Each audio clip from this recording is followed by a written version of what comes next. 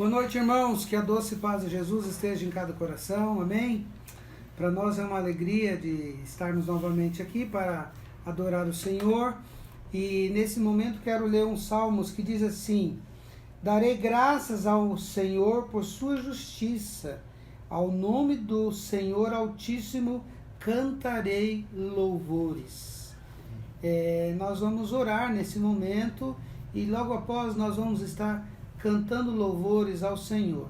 Deus querido, obrigado pelo teu cuidado, obrigado pelas bênçãos do Senhor que são derramadas sobre as nossas vidas, obrigado por mais uma semana de vitórias, obrigado porque o Senhor tem cuidado de nós a cada instante, cuidado da nossa família, cuidado, ó Deus, da tua igreja. Obrigado porque podemos nos reunir nesta noite para cultuar ao Senhor. E queremos ao Pai pedir que o Senhor abençoe os irmãos que estão em casa, para que eles possam cultuar conosco também. E que seja um tempo de crescimento para todos nós, de alegria, de comunhão no Senhor e com o Senhor. Oramos pedindo a tua bênção, no nome de Jesus. Amém. Amém. Eu li o Salmo 7, versículo 17. Vamos cantar então louvor ao nome do Senhor. Convido você que está em casa para que se organize para participar com a gente do culto também. Pega o seu cantor aí, ou pega a sua Bíblia, fica no jeito para que a gente possa participar aí todos juntos, tá bom? E quero desde já mandar um abraço a todos, né, os adultos, papais, as crianças que nos assistem, os nossos adolescentes, jovens, cada um, aqueles que estão próximos, aqueles que estão mais distantes. Obviamente nós todos estamos distantes uns dos outros, né? Mas em Cristo, no amor, na graça, estamos juntos. Amém. Cantemos.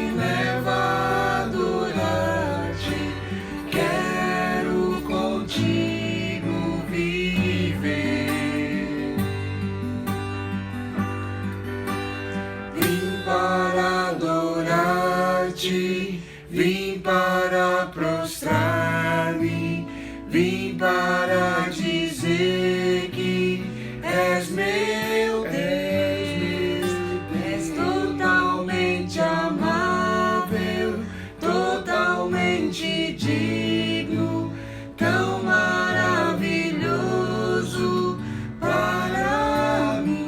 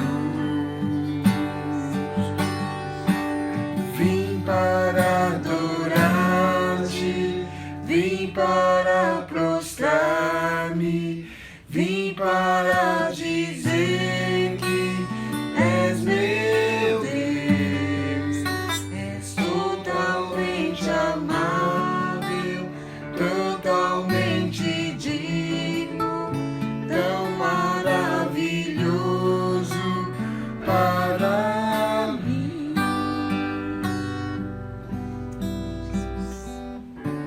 Amém. Nós viemos para adorar o Senhor, para dizer que Ele é o nosso Senhor, nosso Deus.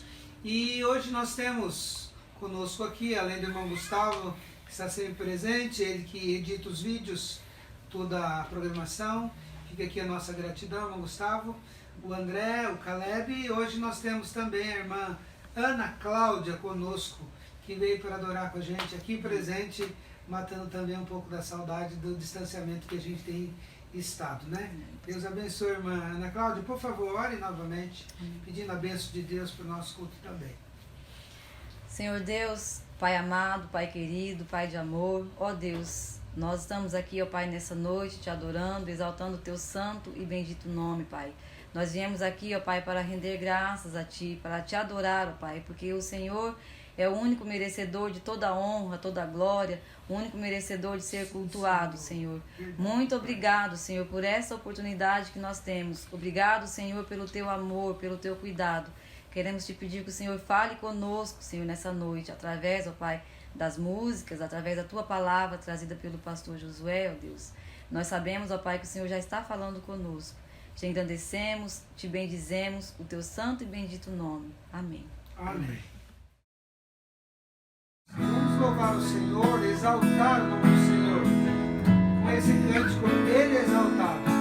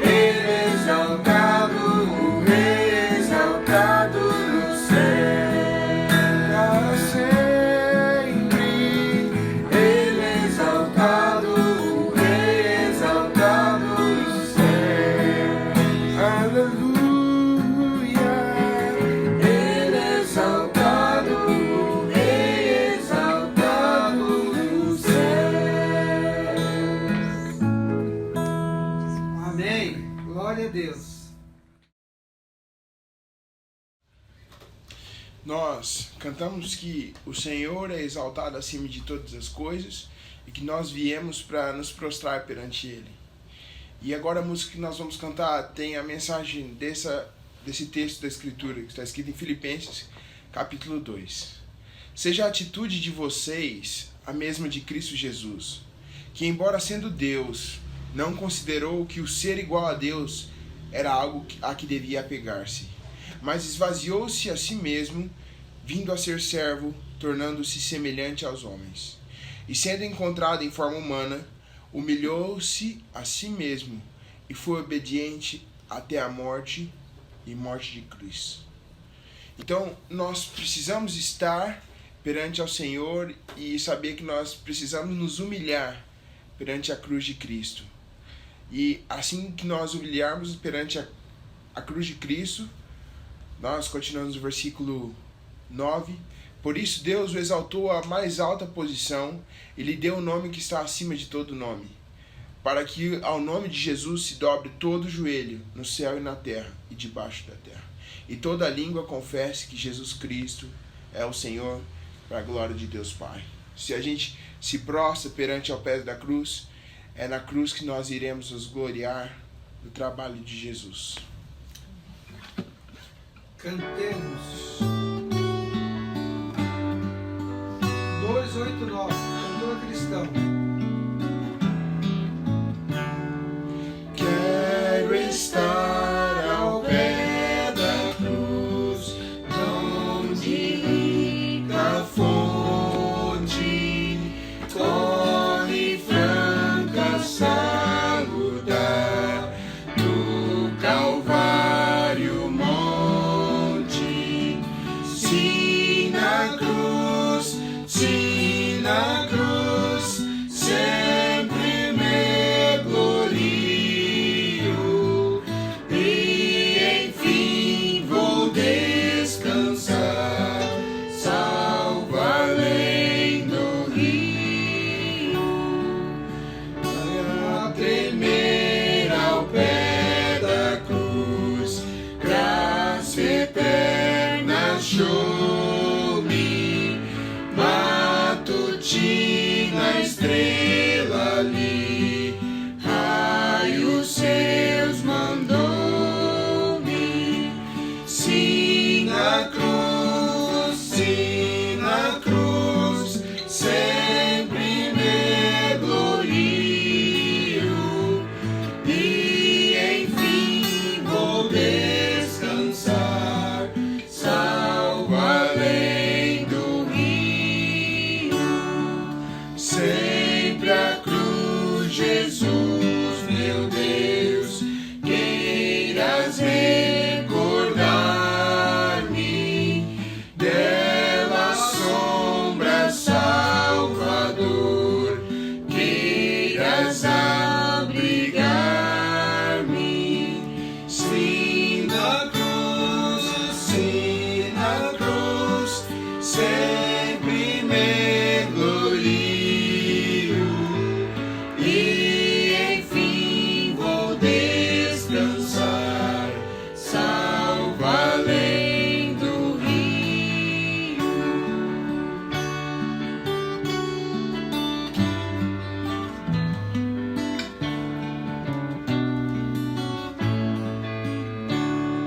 Junto à cruz ardendo em fé, sem temor vigio, pois a terra santa irei, salvo além do rio. Sim, na cruz, sempre me glorio e enfim vou descansar, salvo além do rio. Amém. Glória a Deus.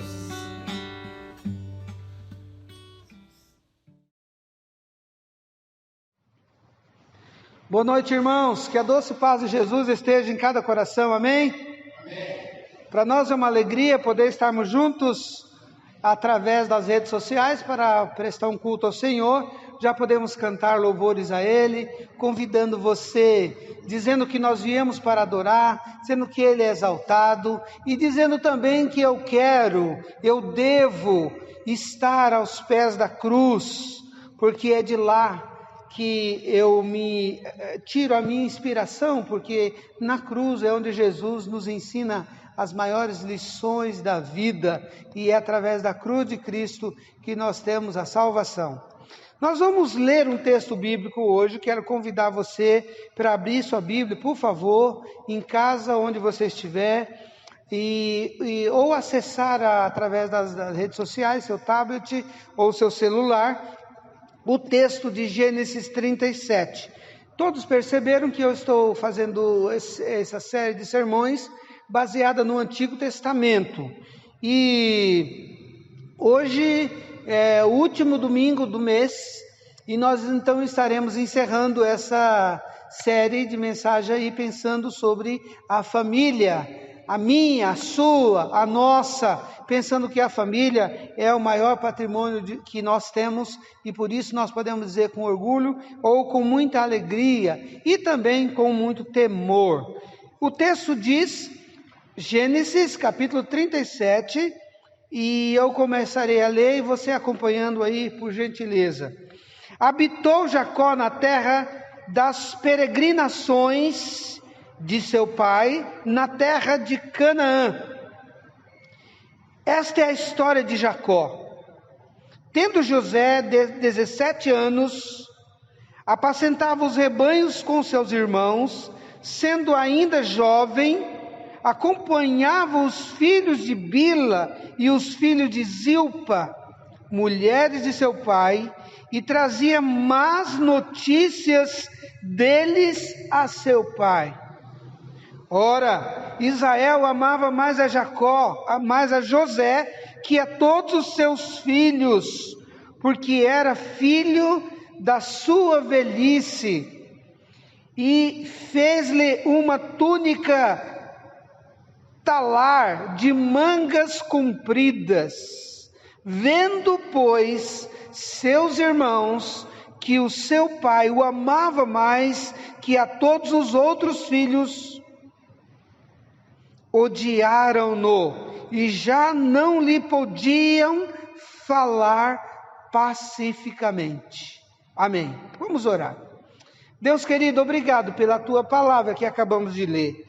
Permita que ela venha entrar no nosso coração, na nossa mente, através dos nossos, ó Deus,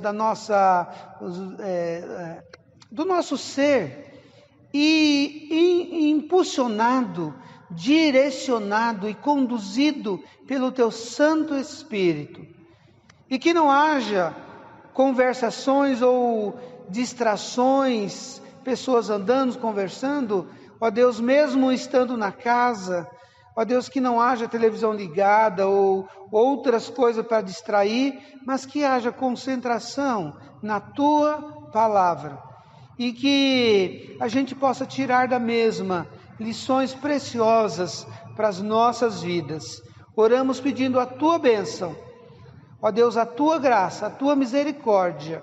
Nós oramos, ó Deus, pedindo que as minhas palavras não sejam apenas meras palavras, mas que elas sejam, ó Deus, direcionadas, ó Deus, como diz a tua palavra, que ela não volta vazia, que, ó Deus, ela possa encontrar terras férteis ou corações, ó Deus, aplainados, preparados para recebê-la e produzir frutos dignos de arrependimento. Para a glória do teu nome é que nós oramos, em nome de Jesus. Amém. Eu quero meditar com você um pouco sobre o mesmo assunto, terminando aqui o mês de maio, falando sobre a família. Lemos o texto. No domingo passado nós falamos sobre a família sobre o assunto foi o milagre da multiplicação do azeite, sobre Eliseu ajudando aquela viúva, baseado em 2 Reis. Hoje nós lemos, eu gostaria de pensar um pouco sobre um dos patriarcas, falar sobre Isaac, que teve uma família comum, complicada, ao olharmos de fora da cena. Vamos pensar, com 4 mulheres, Lia, a sua primeira esposa, e que tinha a Bila como sua serva, e Raquel, que tinha também como, as duas eram irmãs, Lia e Raquel, e Bila e Zilpa eram as mulheres que as acompanhavam, as suas amas. Ok, mas as 4 se tornaram mulheres de Jacó. Jacó teve 12 filhos e uma filha, Diná. Os filhos foram criados juntos, mas imaginam qual não era a dificuldade de convivência entre as mulheres com um só marido, 4 mulheres e um só marido, e também os irmãos das mães diferentes. A gente sabe, através dos relatos bíblicos, que havia muitos conflitos. E entre as mulheres, Lia não era amada, porque Jacó foi enganado pelo seu sogro Labão, e a amada era a Raquel, a qual ele trabalhou 14 anos como um dote a seu pai para casar com ela. E as outras 2 eram aquelas mulheres que acompanhavam suas filhas como se fosse uma serva à disposição 24 horas. E também Jacó teve elas como mulheres, e delas também gerou filhos. Na verdade, no capítulo 34, outra coisa, então entre as mulheres havia esses conflitos. Entre os irmãos nós sabíamos. Na verdade, os filhos também, os irmãos tinham conflito entre eles. O texto narra que José tinha 17 anos e ele era o amado do pai, era o queridinho do pai, porque também era o filho da velhice, ele e Benjamim. Também o texto também diz que José ia para o campo vigiar os seus irmãos e trazia as notícias ruins para o pai. José era uma espécie de vigia, nós podíamos dizer de cagueta, de dedo duro. Ele entregava os seus irmãos para o seu pai, e o pai certamente dava bronca neles. E o texto diz, versículo 4, que eles já não podiam falar com ele pacificamente.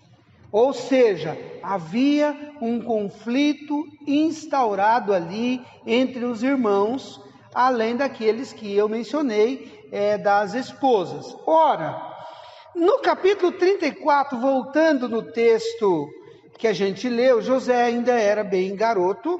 O texto narra uma emblemática, uma violenta, uma triste passagem que acontece na vida de Jacó com seus filhos. O texto narra que após Jacó sair da casa de Labão e de encontrar o seu irmão Esaú, ele vai para um local chamado Siquém. E lá ele encontra com o rei daquela terra, que era chamado daquele povo, ou um povoado, talvez uma cidade, uma vila.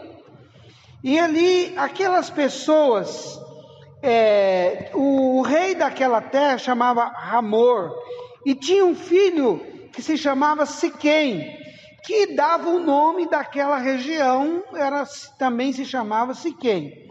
Esse jovem Siquém, um príncipe, ele violentou sexualmente a filha de Jacó, a única filha de Jacó, Diná.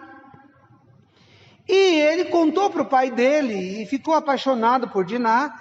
E o pai dele, o Hamor, ele vai até Jacó e fala que o seu filho está apaixonado pela sua filha.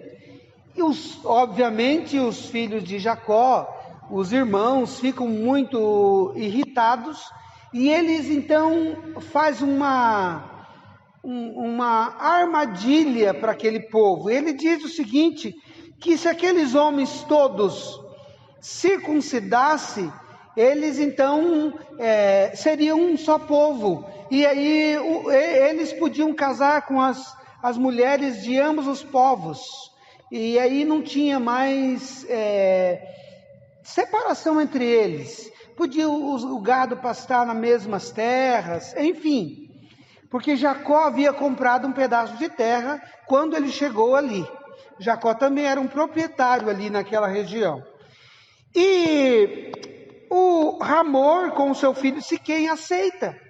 E ele anuncia para todos os homens da sua aldeia, do seu povoado, e aqueles homens então passam pela cirurgia da circuncisão, e no terceiro dia aqueles homens estão sem forças para a batalha, eles estão sentindo muita dor pela incisão que tinha sido feito, e os filhos de Jacó, liderado por Simeão e Levi, vão naquele povoado, mata todos os homens, incendeiam e levam como despojo, e leva cativos para ser seus escravos, trabalhar para eles, as mulheres e os filhos, as crianças, e leva também os animais, os alimentos, tudo que eles têm, que eles podem carregar,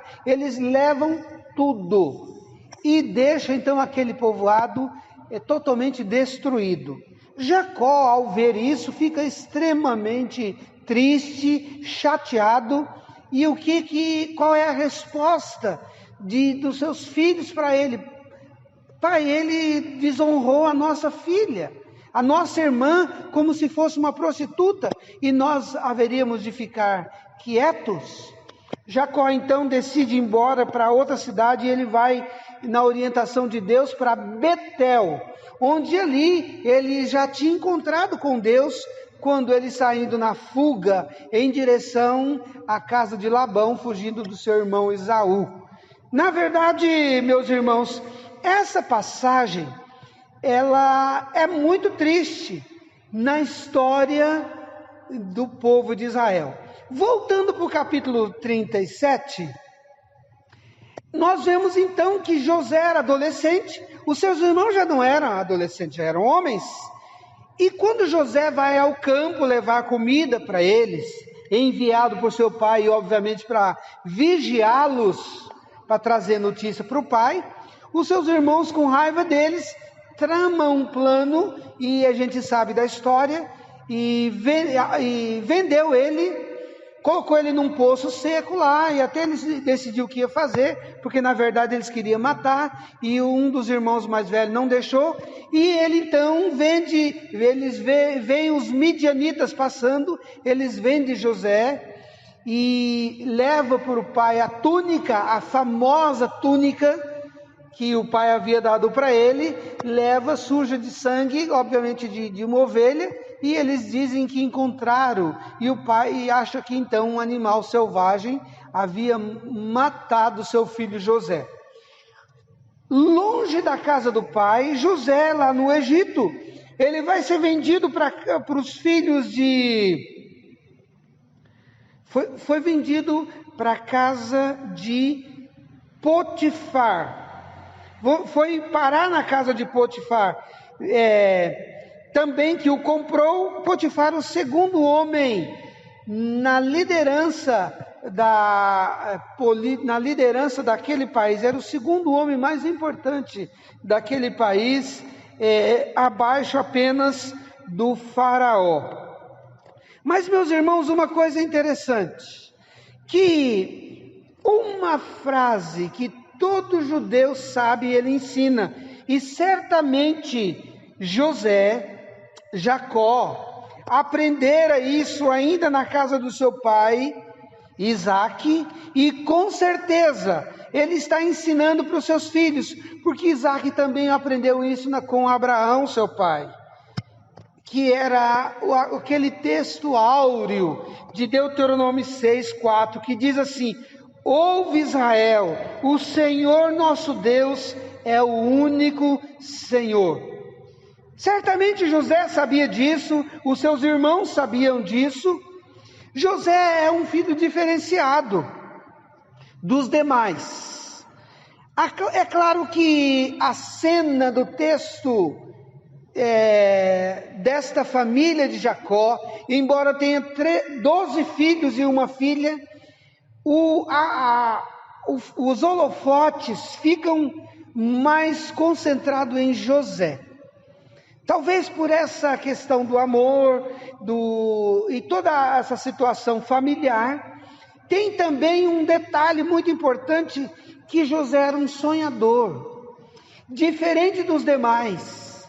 E tudo isso era motivos para os seus irmãos não falar com ele pacificamente, não ter um bom relacionamento com ele.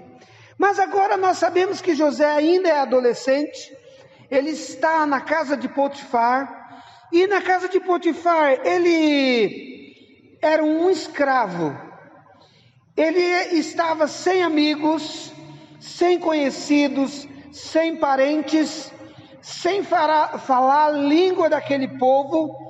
Eu diria, ele estava completamente encrencado.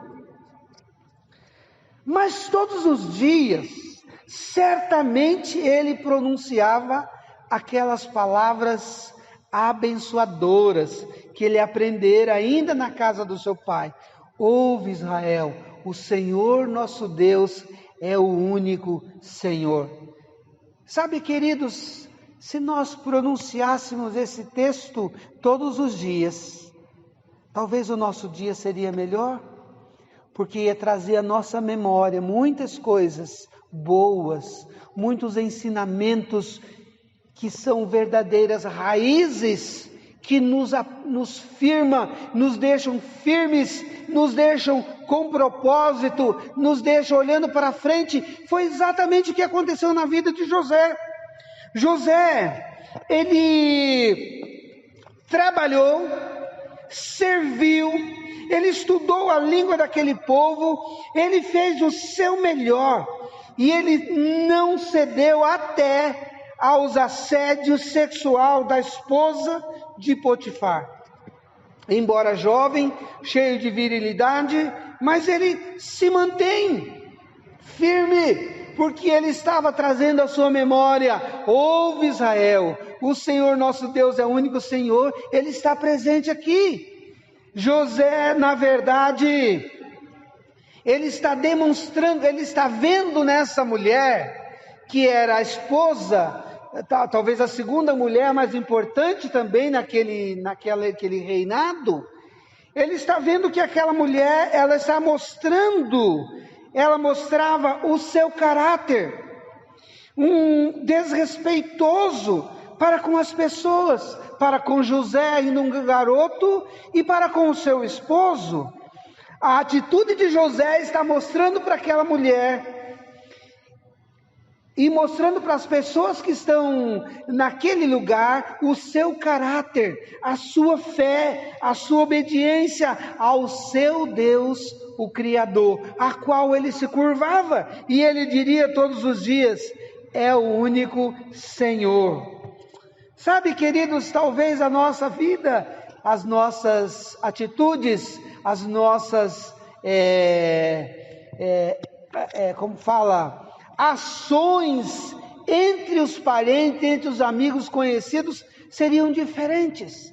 Se nós queréssemos mostrar para a pessoa o nosso caráter, a nossa fé, a nossa confiança ao Deus ao qual nós servimos. José mostra a sua fé, a sua confiança no Deus a quem ele confiou e aprendeu a confiar. Não obstante, ele não sabia o que o aguardava no amanhã, mas nós sabemos da história. José, ele se torna o segundo homem maior no Egito, um abaixo de Faraó, e ele se torna o governador daquele lugar, e ele se torna o homem que Deus usa para salvar não só o Egito, mas muita gente da fome, porque Deus o usa para interpretar sonhos, Deus o usa para guardar mantimentos durante 7 anos, para alimentar, servir e vender para os povos durante os próximos 7 anos, que houve uma grande estiagem, uma grande seca. E José reencontra com seus irmãos, e o seu pai vem também para o Egito, da qual toda a família vai morar ali, e ali onde José morre, e eles se tornam, então, aqueles 2 milhões, ou quase 2 milhões de pessoas que viveram no Egito durante 430 anos, que é da qual depois Deus levanta Moisés para conduzir o povo à terra prometida. Certo, irmãos? O que eu quero pensar aqui com você, talvez caminhando do meio para o final dessa palavra, é que aquele homem imperfeito chamado Jacó, que tem problemas em casa com seu irmão, que era um único irmão que ele tinha. José vai trabalhar na casa de Labão, eles têm alguns problemas ali também. Jacó vai trabalhar na casa de Labão, seu sogro, e eles têm alguns problemas ali. Jacó tem 4 mulheres. Complicado, porque se a gente não quero nem entrar nessa questão aí de poligamia, essas questões, mas eu só quero narrar que você já percebe que há muitos problemas na vida desse homem. Há problemas entre as mulheres, há problema entre os filhos. Aqueles filhos de Jacó, algum sanguinário, matou muitos homens lá. São as pessoas que Deus usa. É dessa família problemática que Deus usa para ser o povo escolhido que vai entrar na terra prometida. Esse povo, eu e você certamente reprovaríamos, mas essas pessoas se tornaram as 12 tribos de Israel, onde cada um desses filhos assume a liderança de uma tribo, o qual cada um tem o nome das tribos, o nome deles, que se forma as 12 tribos de Israel. Se a gente fosse pensar, nós estamos falando aqui do Antigo Testamento, da história de famílias que formou o povo de Deus. Começou em Abraão, e depois Isaac, depois Jacó, onde a Bíblia vai narrando a história dos patriarcas. Meus irmãos, tem muitas outras coisas complicadas que aconteceram na vida desses homens. Mas se a gente vai para o Novo Testamento, meus irmãos, a gente encontra, olha, o texto sagrado mostra, eu quero ler algumas coisas que eu li e eu escrevi. O texto sagrado mostra as mazelas humanas nesse texto, mas mostra também o senhorio do Senhor Jeová como soberano, escolhendo um povo a partir de um homem que eu acabei de falar, Abraão, depois Isaac, depois Jacó, e de Jacó os seus 12 filhos. homens, porque Diná não entra nesse grupo dos 12 da... Mas, meus irmãos, é interessante que o Novo Testamento apresentam para nós Jesus como remanescente, o Salvador, o Messias prometido. Jesus, olha o que o texto sagrado diz em Lucas 6, versículo 12 e 13. E aconteceu que naqueles dias subiu ao monte a orar e passou a noite em oração a Deus. Estamos falando de Jesus. E quando já era dia, chamou a si os seus discípulos e escolheu 12 deles, a quem também deu o nome de apóstolos.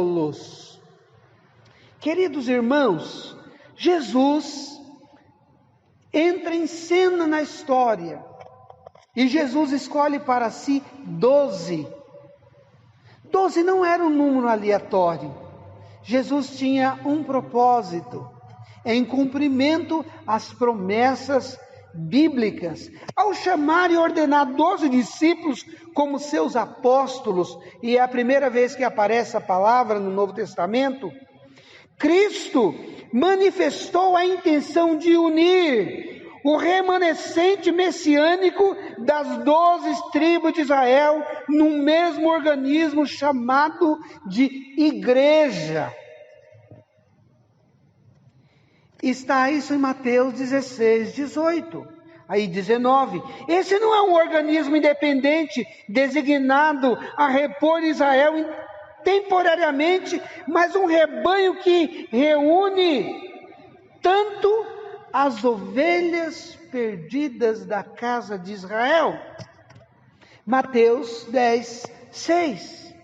Jesus não escolhe 12 homens por acaso, mas representando as 12 tribos de Israel, composto de pessoas improváveis.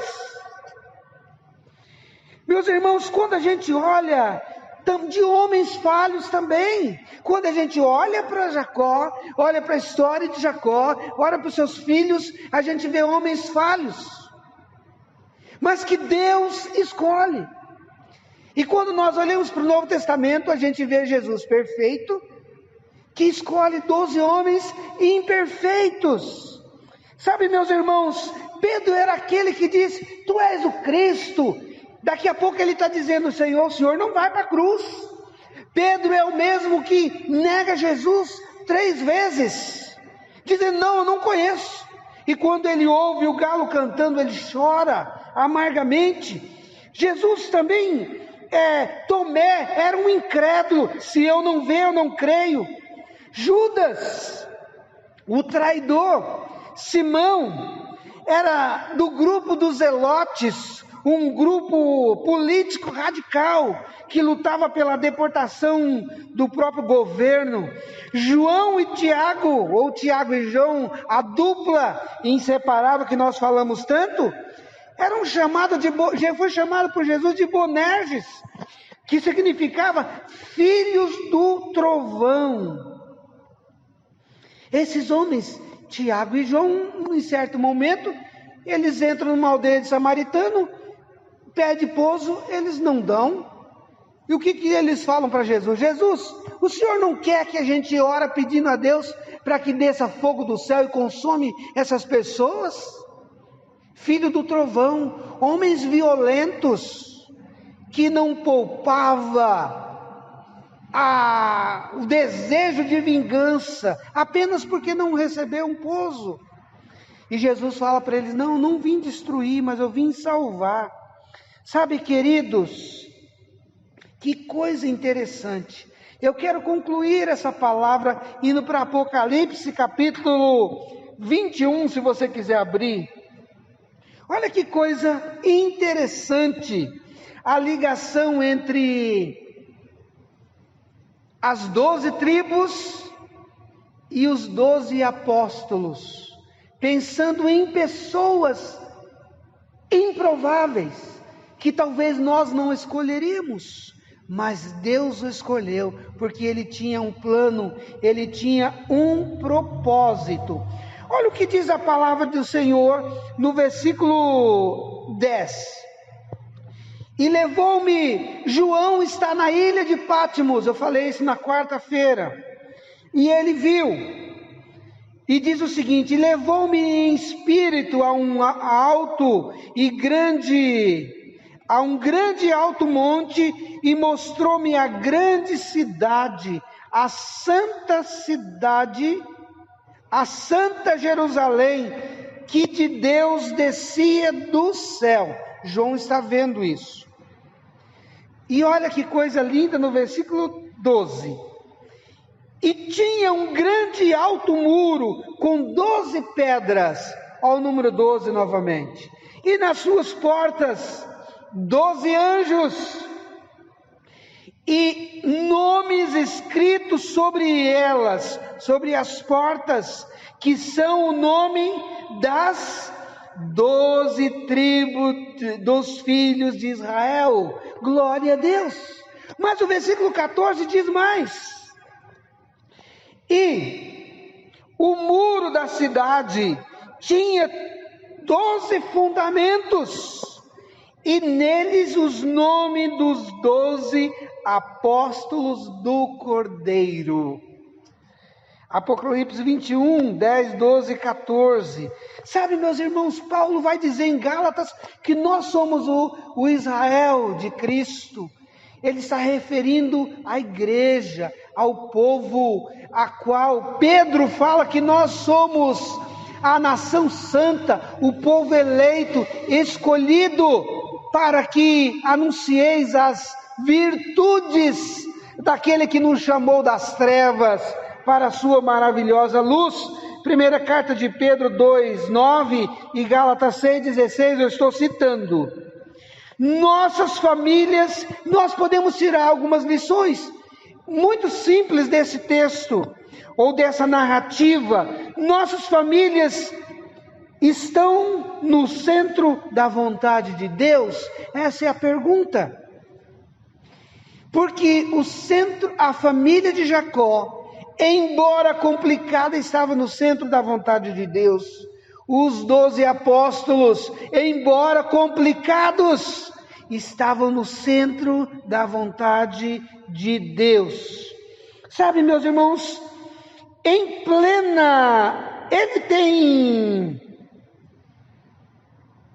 Ele tem planos, o Senhor tem planos, esse Deus Criador, de paz. Segundo o profeta Jeremias 29, diz que o Senhor tem planos de paz para a minha vida e para a sua, para vos dar o fim que desejais. O que nós desejamos do fim da nossa vida? Mas o texto também, problemas vão surgir, meus irmãos. É comum nas famílias. Problemas surgem, porque as coisas nem sempre acontecem como nós planejamos. Nós também sabemos de que crises acontecem, como aquela que nós estudamos domingo passado. O homem havia morrido, a mulher passando necessidade, os filhos iam ser levados como escravos. Crise. Mas, meus irmãos, pandemia como esta que parou o mundo, muitas pessoas morrendo, 27 mil só no Brasil. A situação é muito triste, mas nós precisamos continuar confiando naquele que não erra nos seus planos, no seu propósito. Pais cometem erros, filhos também, mas nós precisamos continuar confiantes, seguindo em frente, segundo Jó 42:2, dizendo que nenhum de seus planos ou de seus propósitos podem ser impedidos. Que Deus possa nos abençoar, meus irmãos, de tal maneira que a gente possa olhar para a história, olhar para a família de Jacó, olhar para os seus filhos, homens imperfeitos, homens cheios de falhas, mas homens que foram escolhidos, chamados por Deus para fazer parte das 12 tribos de Israel, das quais levam os seus nomes, e que João vê isso lá no final, no Apocalipse, quando nós acabamos de ver. Nós vemos que Jesus vem, escolhe 12 homens, os seus nomes também estão lá, narrado em Apocalipse por João, quando vê na ilha de Patmos. Na verdade, meus irmãos, homens, aqueles apóstolos eram homens imperfeitos como nós, mas que foram usados para a glória do Senhor. Você e eu somos pessoas também falhas, e nós somos improváveis, certamente, mas o Senhor quer nos usar, e que a gente possa olhar para Jesus, continuar olhando para Ele, que é o autor e consumador da fé. A palavra de Deus disse, porque dele, Paulo vai dizer em Romanos, porque dele, por ele e para ele são todas as coisas, porque dele, por ele e para ele são todas as coisas, porque todas as coisas cooperam para o bem daqueles que amam ao Senhor, que até essa pandemia, que até os problemas, as dificuldades, as crises, possa nos aproximar do Senhor. O hino que nós cantamos, mais perto eu quero estar, meu Deus, de ti, ainda que seja a dor que me una a ti. Que para tanto o Senhor nos abençoe, nos fortaleça, para que o seu nome seja glorificado em nós, pessoas imperfeitas e improváveis. Que tudo seja por Ele e para Ele. Deus querido, no nome de Jesus, obrigado por esse momento, obrigado por essa palavra, obrigado por essa reflexão. Obrigado porque nós podemos ver que o Senhor é o Alfa, o Senhor é o princípio, o Alfa e o Ômega, que significa o princípio e o fim.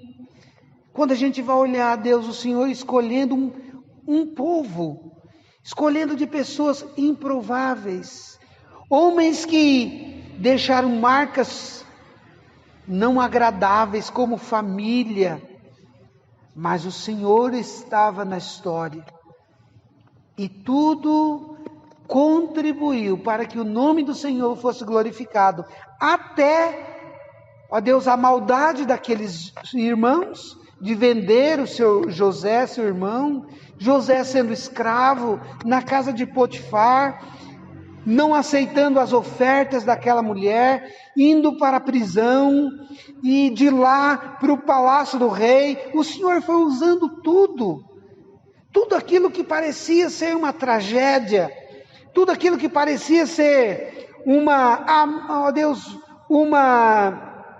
total desordem. O Senhor estava no controle de todas as coisas, porque Jó diz que bem sei que tudo podes e que nenhum de seus planos, dos seus propósitos podem ser impedidos.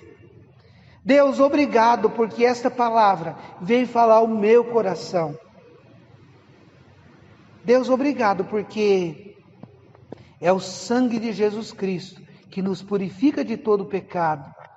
Pai, nós enfrentamos problemas, dificuldades, crises, mas a Tua palavra diz que nós não somos daqueles que recuam, porque se nós recuarmos, o Senhor não se alegra em nós.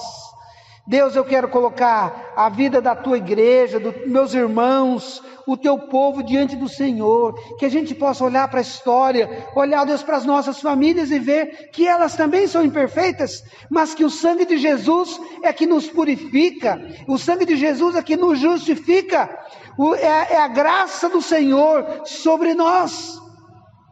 Deus, que o Senhor nos ajude, ó Deus, a olhar com compaixão para o nosso semelhante, ó Deus, e que a gente possa olhar com cuidado, ó Deus, com um apreço pela Tua palavra e com um repúdio pelo pecado, Ó Deus, e que a gente possa olhar para aqueles que são mais fracos, com um olhar de compaixão, porque aqueles que pensam estar em pé, olha que não caia, diz a tua palavra, nós não somos melhores do que ninguém, e que a gente possa ser apenas um apoio, um suporte, uma palavra amiga, ó Deus, um abraço amigo, embora Deus nesse momento de pandemia, nem abraçando nós podemos, mas podemos oferecer abraços virtuais, através de uma palavra de amor, de encorajamento, ó Deus, que o Senhor possa nos fortalecer, ó Deus, aquelas pessoas que estão passando por dificuldades, enlutadas, com os seus queridos em tratamentos, que o Senhor continue agindo, Pai, com poder e graça, com a tua mão de misericórdia, suprindo cada necessidade. Deus, obrigado por essa palavra. Eu não sei o que o Senhor quis falar aos corações, mas o Senhor falou muito ao meu coração. Deus, obrigado pela minha família, obrigado pelas nossas famílias. Ó Deus, que a gente possa continuar buscando ao Senhor e buscando no Senhor a força que precisamos e aquilo que necessitamos, porque a tua palavra diz que o Senhor nos dá infinitamente mais, além daquilo que pedimos ou pensamos, segundo a sua graça. E por tudo isso e muito mais, nós somos imensamente gratos. Gratos, ó Deus, pelo que o Senhor já fez, gratos pelo que o Senhor está fazendo, e gratos, ó Deus, pelo que o Senhor ainda hás de fazer em nós, sobre nós e através de nós. Em nome de Jesus é que nós oramos, pedindo que o Senhor nos dê uma semana abençoada, com atitudes abençoadoras, que o amor do Senhor, que é sem limite, ó Deus, que a graça salvadora de Jesus e que as consolações do teu Santo Espírito seja com o teu povo hoje e para sempre. Amém. Deus abençoe você, meu irmão, minha irmã. Desejo aí uma boa semana a todos e que você não esqueça de dar a sua contribuição financeira, porque tanto nós necessitamos. Essa semana, agora dia 2, já vamos reiniciar os pagamentos das prestações lá do Sicredi e do empréstimo que nós fizemos para a construção, e para tanto depende de cada um de nós, né, da membresia, para o fazer. Agradecidos por tudo que você já tem feito e desejando aí uma boa semana e um grande abraço para todos vocês, tá bom? E ficam na paz, em nome de Jesus. Ei, avante sempre alegres, vai conosco Salvador. Ele nunca deixará, nunca desamparará quem confia no seu grande amor.